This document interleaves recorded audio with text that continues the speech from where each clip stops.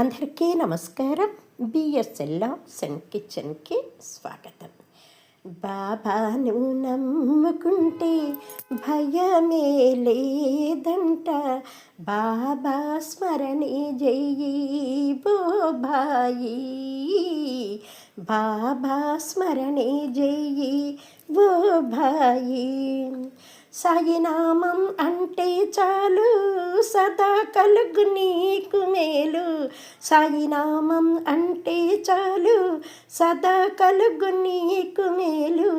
సాయి భక్తులు వేలకు వేలు పూజింతురోయ్, సాయిని సేవింతురు.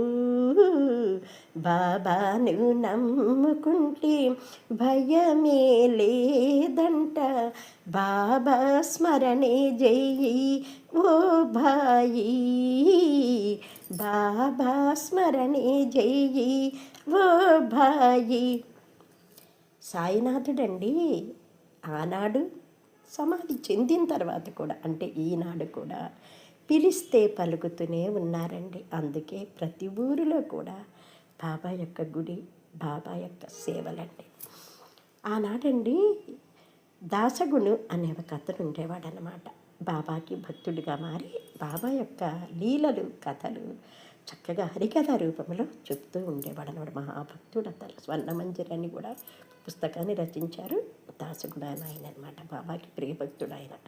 అయితే అలా కథలు చెప్తూ ఉన్నప్పుడు చోల్కర్ అనే అతను ఆ కథలన్నీ విన్నాడు. అనుకున్నాడన్నమాట, బాబా నా మనవి ఆలకించి నాకు గవర్నమెంట్ ఉద్యోగం వచ్చేలాగా చేస్తే నేను షిరిడీ వచ్చి నీకు సాష్టాంగ నమస్కారం చేసి నా శక్తానుసారం ఇంత పట్టిక బెల్లం పంచి పెడతానయ్యా, అంతకంటే శక్తి లేదు పేదవాడిని అనుకున్నాడు. ఆర్తిగా పిలిస్తే పలకుండా ఉంటారా బాబా? అతనికి ఉద్యోగం వచ్చేసింది. అప్పుడు ఇంకా బాబా దగ్గరికి వెళ్ళాలనుకున్నాడు. అందుకని చక్కెర ఖర్చు తగ్గించుకొని ఒక 4 నెలల తర్వాత ఆ డబ్బులతోటి షిరిడీ వచ్చాడు. బాబాకి సాష్టాంగ నమస్కారం చేసి ఆయన ఆశీస్సులు పొందాడు. ఆప్యాయతగా దగ్గరగా తీసుకొని బాబా ఆశీర్వదించి, శ్యామ ఇగో చోల్కారు 4 నెలల నుంచి చక్కెర లేకుండా టీ తాగుతున్నాడు, కాబట్టి చక్కెర టీలో ఎక్కువ వేసి ఇతనికి తీగా తాగుతాడని చెప్పారు. అంటే బాబాకి తెలియనిది ఏముంటుందండి, ఎవరెక్కడేమనుకున్నా ఆయనకి తెలుస్తుంది అంటానికి ఇది నిదర్శనం కదా.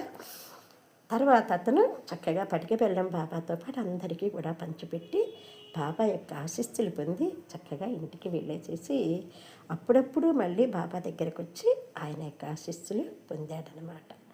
ఓం సాయి, షిరిడి సాయి, ద్వారకా.